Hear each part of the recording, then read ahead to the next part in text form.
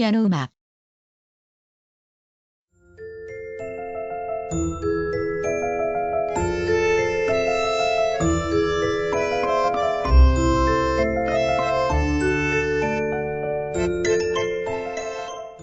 일. 계관.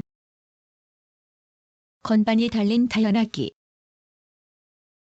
피아노는 피아노포르테의 약칭이며 화성악기, 선율악기의 두 요소를 갖추고 있는 만능 악기로서 널리 쓰이고 있다.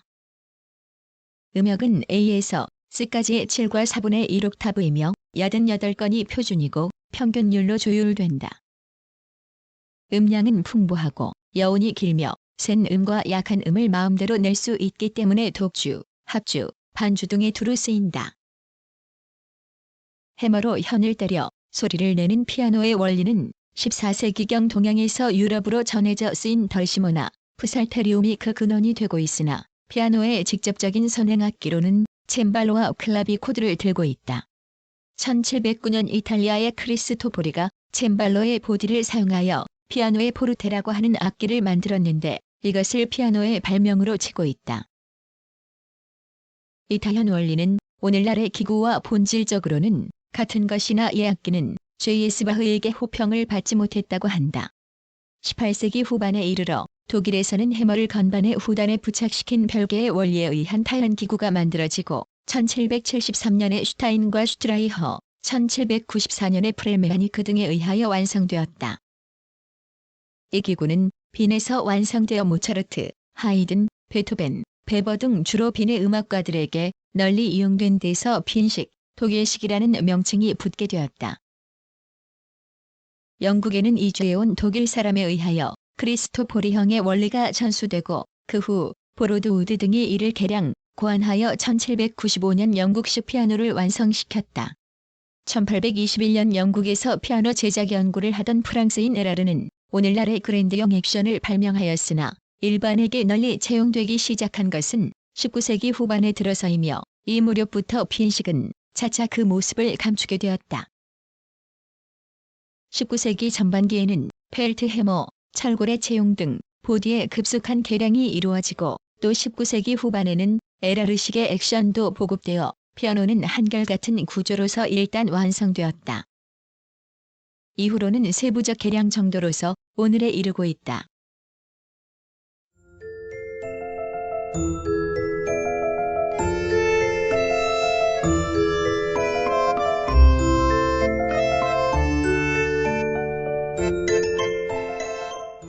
이. 구조. 피아노는 구조상 현이 수평 방향으로 되어 있는 평형, 즉 그랜드형과 수직 방향으로 되어 있는 업라이트형의 두 가지가 있다. 크기는 여러 가지가 있으며 평형에는 안 길이가 1.5m 되는 것에서부터 3m에 이르는 것까지 있는데 대형인 풀 콘서트 그랜드가 가장 크며 주로 연주회용으로 쓰인다. 업라이트형은 높이가 1에서 1.4m 정도의 크기로 대개 일반 가정에서 사용된다. 현은 모두 230개 전후이고 낮은 음역에서는 이름의 1에서 2현, 가운데 음역 이상에서는 이름의 3개의 현을 쳐서 음질의 충실을 꾀하고 있으며 한 개의 현은 70에서 300kg의 장력으로 잡아당겨지므로 총인장력은 10수 D 이상에 이른다. 현이 줄받침을 누르는 압력은 약 500kg이며 이것을 두께 약 1cm 정도의 얇은 울림판이 받쳐 치켜 올리도록 만들어져 있어 현의 진동은 줄받침, 울림막대를 통하여 민감하게 울림판 전체에 전달된다. 이 부분의 재료나 기술은 피아노 성능의 대부분을 결정짓게 되는 것이기 때문에 매우 중요하다. 엄청난 압력을 떠받치고 있기 때문에 피아노의 수명은 연주회용의 경우 5년 정도로 보고 있다. 피아노는 제조된 후 1년 동안은 그 음정이 매우 난조를 띠며 1년이 지나야 차차 자리가 잡힌다. 그리고 사용하지 않더라도 매년 2번 정도는 조율과 손질을 해야 한다.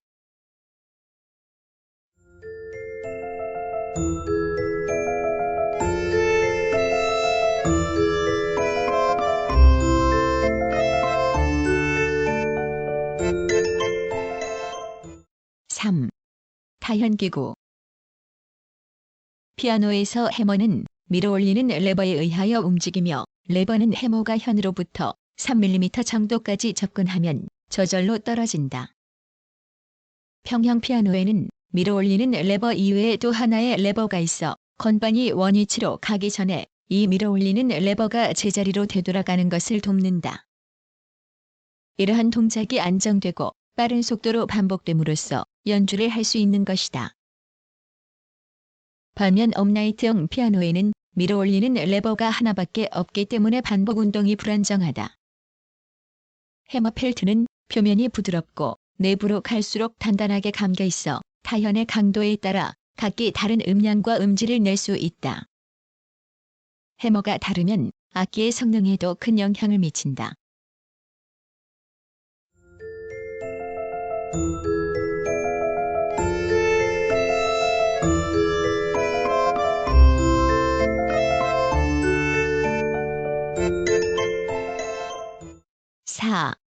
페달 기구. 피아노 페달은 보통 두 개이며 각각 그 기능이 다르다. 피아노를 향해서 오른쪽 페달은 댐퍼로 밟으면 전체를 현에서 떨어지게 하는 기능을 하고 왼편의 페달은 대개 음색 변화용으로 밟으면 타현 장치 전체가 왼쪽 아니면 오른쪽으로 조금씩 이동하여 세 개의 현 가운데 두 개만을 타현하게 된다. 업라이트형에서는 이를 소프트 페달이라고 하여 해머를 현 쪽으로 밀어서 타현 거리를 좁히기 때문에 이 페달을 밟으면 건반의 터치에 여유를 갖게 된다. 페달이 3개인 경우 가운데의 것은 특수 또는 엑스트라 페달이라고 한다. 페달의 사용에 의하여 연주 능력을 확대하고 또 음의 울림에 미묘한 변화를 줄 수가 있어 페달은 피아노의 영혼이라 불리고 있다.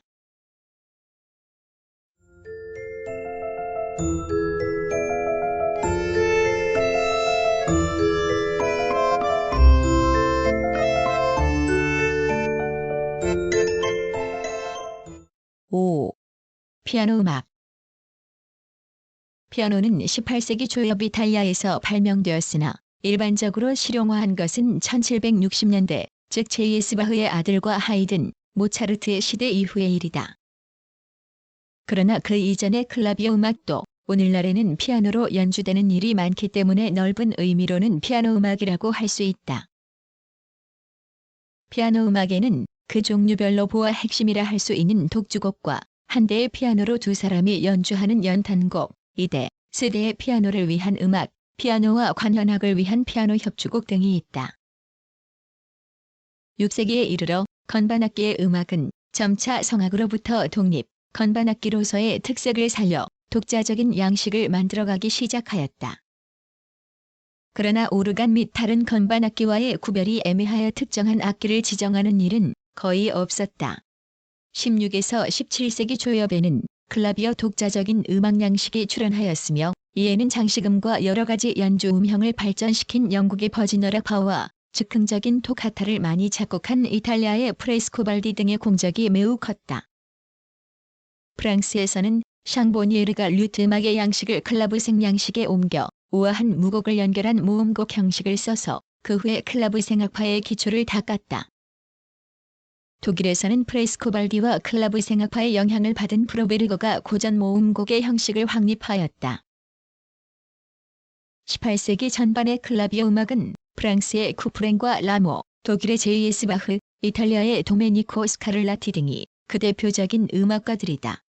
J.S. 바흐는 극강대한 개성의 힘으로 그때까지의 모든 클라비오 음악의 흐름을 흡수, 통일하여 바로크 모음곡의 정점을 이룩하였으며 아울러 피아노 음악의 구약 성서로 일컬어지는 평균율 클라비오 곡집의 전주곡과 푸가에 의하여 대위법적 클라비오 음악의 결정적인 영광을 안겨다 주었다. 한편 스카를라티는 폭넓은 음정 도약과 양손의 교차 사용법을 개발하여 근대적 피아노 주법의 출발점이 되었다. 고전파 J.S. 바흐의 둘째 아들 에마누엘, 바흐와 하이든, 모차르트는 처음에는 클라비어를 위해서, 다음에는 피아노를 위해서 작곡을 했다. 강약의 변화, 특히 크레셴도와 디미누엔도가 가능한 피아노가 클라비어를 제치고 등장한 것은 곧 그 당시의 음악관의 변화를 반영해 주는 것이었다. 그리고 바로크 시대의 모음곡, 전주곡, 토카타, 푸가 등을 대신하여 고전파와 더불어 소나타가 피아노 음악의 보다 중요한 형식이 되었으며 변주곡도 새로운 모습으로 작곡되기 시작하였다. 모차르트는 음영이 풍부한 가락과 함께 노래하는 알레그로라고 하는 화려한 양식을 만들어냈으며 베토벤은 32곡의 소나타와 디아벨리 변주곡 등을 작곡함으로써 역동적인 표현의 가능성을 구명하여 후기 소나타에서는 이미 낭만파의 세계에 접근하고 있었다. 낭만파 음악 시대에도 소나타와 변주곡은 피아노 음악의 중요한 형식으로 계속 사용되어 왔으나 그 형식과 내용면에 큰 변화를 가져와 명쾌한 조형성보다는 정서적 내용에 기울어 자유로운 형식의 소품이나 소품을 연결한 모음곡을 즐겨 작곡하게 되었다. 슈베르트와 멘델스존은 비교적 고전파 형식의 음악을 고수하려 하였으나 슈만, 쇼팽, 리스트 등은 고전파의 형식과는 전혀 다른 음악 세계를 형성하고 있었다. 낭만파의 피아노 음악에 나타난 또 다른 하나의 특징은 즉흥곡, 모음가, 연습곡, 간주곡 등의 성격적인 소곡을 수없이 많이 작곡한 점이며 이들 소곡은 점차 문학적인 표제를 갖게 되고 슈만의 어린이의 전경처럼 일종의 모음곡 형식을 갖는 것도 많았다. 쇼팽은 오직 피아노만을 위해서 작곡한 피아노의 시인이라는 호칭이 말해주듯 그의 음악은 섬세한 감수성과 풍부한 시정이 넘친다.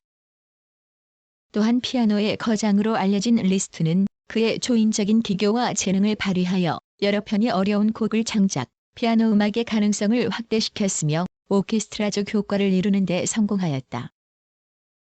그 외에 브람스, 그리고 생상스, 포레 등도 피아노 음악사상 중요한 위치를 차지하며 20세기의 라흐마니노프도 양식적으로는 낭만파의 피아노 작곡가로 손꼽히고 있다.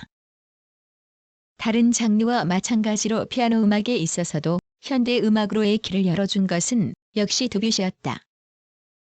전주곡집을 시발로 하는 그의 피아노곡은 독일풍의 감정 표출과는 달리 감각적인 영상을 중시하는 인상주의 양식을 확립하였다.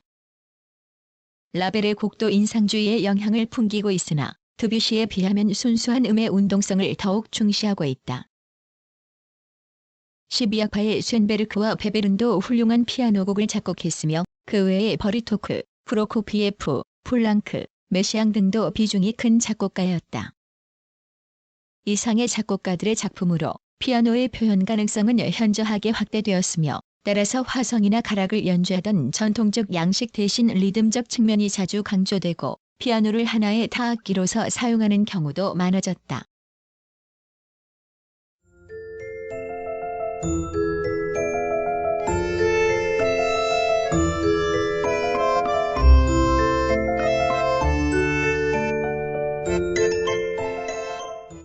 구성, 나그네의 구석구석 여행.